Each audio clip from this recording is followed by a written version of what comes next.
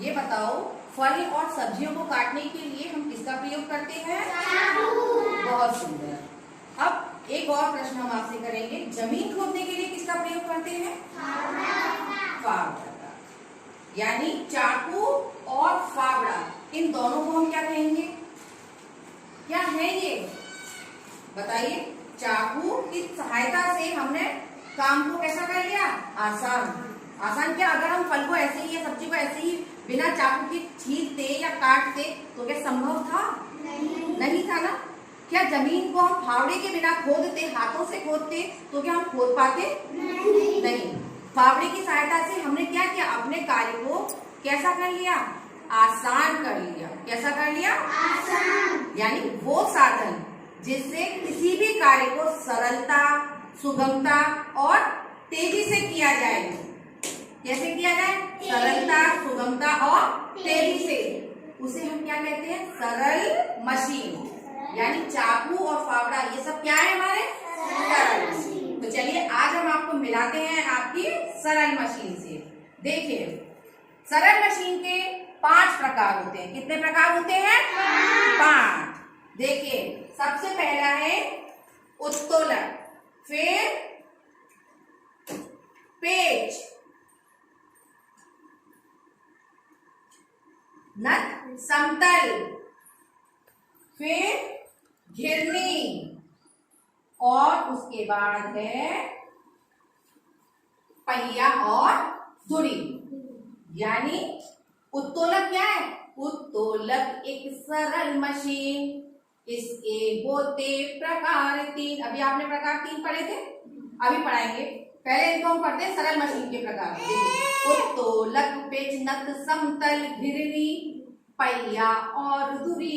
ये सरल मशीन के क्या हुए? प्रकार। कितने हुए? 5। मेरे साथ बोलिए। उत्तोलक, पेच, नट समतल, घिरनी, पहिया और धुरी। ये क्या है? हमारे सरल मशीन के 5 प्रकार। देखिए, आप सभी को देखिए किस तरीके से बनाए हुए। या आप ही ने बनाए थे? बनाए थे? देखिए, अब आप इनसे मिलिए। ठीक, ये थे हमारे सरल मशीन के 5 प्रकार। अब चलते हैं हम हमारे उत्तोलक की तरफ। किसकी तरफ चलते हैं? उत्तोलक की तरफ। उत्तोलक के कितने प्रकार होते हैं? 3। वो 3 प्रकार क्या है? चलिए अब हम इनके बारे में जानते हैं। कितने प्रकार होते हैं? 3। जब आलंब, आयास और भार के बीच में होता है। जब आलंब, आयास और भार के बीच में होता है तो उसे हम क्या कहते हैं? प्रथम प्रकार के उत्तोलक। क्या कहते हैं?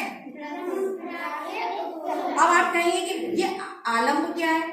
आलंब एक वो बिंदु है जिसकी सहायता से कोई भी वस्तु आसानी से किसी भी दिशा में घूम सकती है। ठीक। आयास क्या है?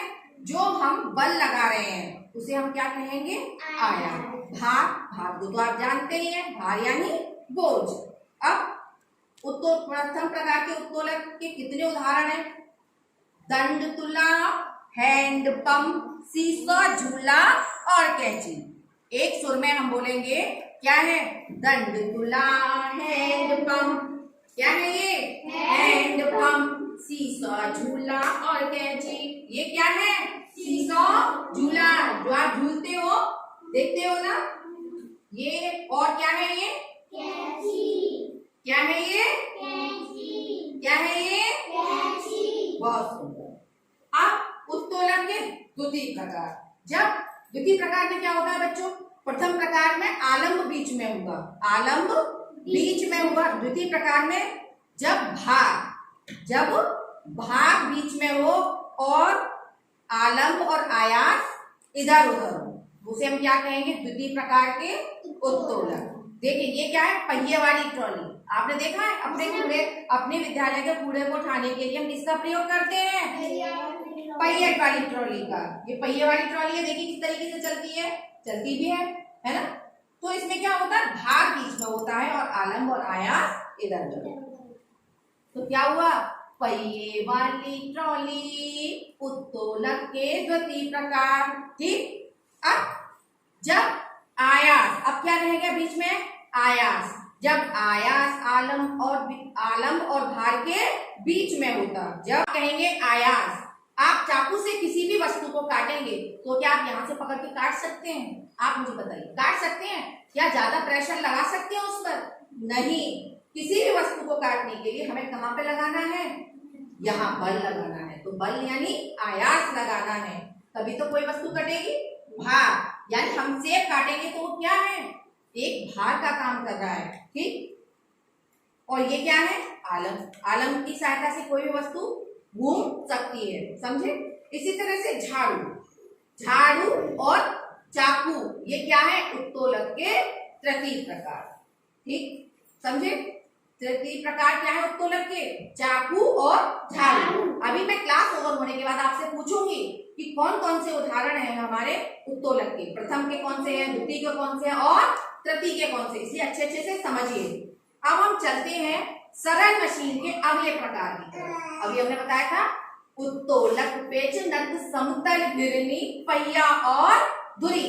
आपके पास है पपेट, आप इनकी सहायता से समझ रहे होंगे। तो अब आप बारी आती है पेच की। पेच क्या है बच्चों? पेच पर ये धागे जैसी संरचनाएं लिपटी हुई होती हैं। आपने पेच को देखा होगा, उसमें क्या होता है? इस तरह से धागे की संरचनाएं नत समतल के रूप में लिपटी रहती है, ठीक है।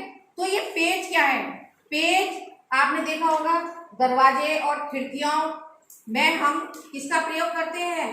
पेच का। पेच का प्रयोग करते हैं, इसी की सहायता से तो हम दरवाजे और खिड़कियों को आसानी से खोल और बंद कर सकते हैं। दूसरा, वाहन में, वाहन यानी किसी भी गाड़ी में पहिए को निकालने के लिए हम किसका प्रयोग करते हैं? आपने देखा होगा पहिए का प्रयोग, स्क्रू जैक का प्रयोग करते हैं। क्या है? Screw jack. तो जो स्क्रू जैक है, स्क्रू यानी पेच, पेच को इंग्लिश में क्या कहते हैं? स्क्रू। समझ गए ना? अगली प्रकार है नत समतल। आप इसको देख रहे होंगे, ये बिल्कुल झूले की तरह होता है, स्लाइडर, ठीक है, जिसे हम कहते हैं। तो इसमें क्या है? इसकी सहायता से बच्चों नत समतल पर हम किसी भी वस्तु को कम बल लगाकर आसानी से ऊपर की तरफ खींच सकते हैं, ना। अगर किसी भारी, आप देखेंगे ये जो मैं गाड़ी लेकर आ रही हूँ, ये इसमें बोझ है यानी इसमें भार है, इसमें मैंने कंक्रीट को भर दिया है, ये भारी है। अगर इस भारी को मैं ऐसे ही खींचूंगी नत समतल के बिना तो मुझे ज्यादा बल लगाना होगा। लेकिन अगर उसी वस्तु को उठाने के लिए मैं किसका प्रयोग करूंगी? नत समतल का, तो वस्तु बहुत कम बल लगाकर आसानी से ऊपर आ जाए। और हमें नीचे लाना हो तो हम बहुत आसानी से कम बल के द्वारा उस वस्तु को नीचे ले आएंगे।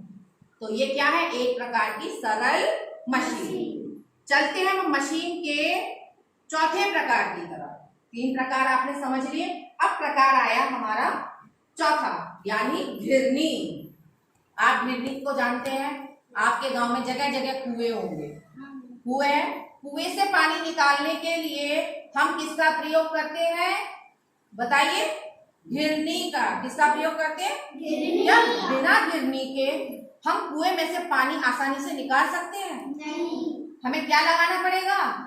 बल लगाना पड़ेगा। लेकिन अगर हम कुएं से पानी निकालेंगे इस घिरनी की सहायता से, तो आप देखेंगे बहुत ही, हाँ, इस घिरनी की सहायता से हम किसी भी भारी वस्तु को कम बल लगाकर आसानी से ऊपर की तरफ ला सकते हैं। और उसी भारी वस्तु को यदि हमें नीचे लाना हो तो हम क्या करेंगे? कम बल लगाकर, और वो बाल्टी हमारी बिल्कुल बहुत आसानी से नीचे की तरफ चलेगी।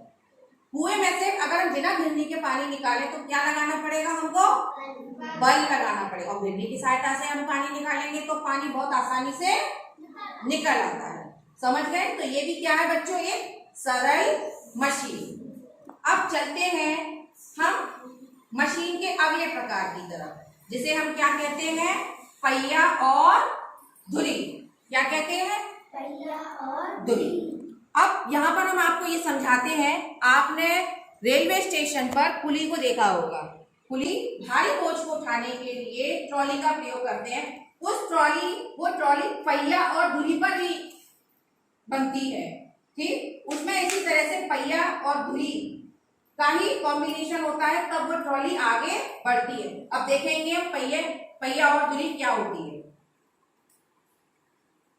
देखिए ये क्या है, पहिया। क्या है, पहिया। जब हम इस पहिया, और ये पहिया क्या है, धुरी। ये दो पहियों के बीच में क्या है, ये एक मिनट। हाँ, तो बच्चों ये क्या है, पहिया और धुरी। देखिए मैं पहिए को घुमाऊंगी और किस तरह से ये बाल्टी है वो बहुत आसानी से, जो कि भरी हुई है बोझ से, वो बहुत आसानी से कहाँ आ गई, ऊपर आ गई ना। ये क्या है, आप घुमा के देखेंगे। कीर्ति आओ मेरे पास, इसको उल्टा घुमाओ, देखो ये आसानी से नीचे जाएगी। घुमाओ इसको, बहुत सुंदर। अब इसको बाल्टी को ऊपर लेकर आओ, घुमाओ पहिए को, बहुत सुंदर। तो ये क्या है बच्चों, पहिया और धुरी। यानी आपने सरल मशीन के 5 प्रकार को जाना। कितने प्रकार को जाना, 5। समझ गए ना। पहला प्रकार क्या था, उत्तोलन। दूसरा पेच। तीसरा बोलो, समतल। वेरी गुड उषा, नत समतल। और चौथा प्रकार क्या था बच्चों, बताइए, घिरनी। क्या, घिरनी। और 5वां प्रकार पहिया और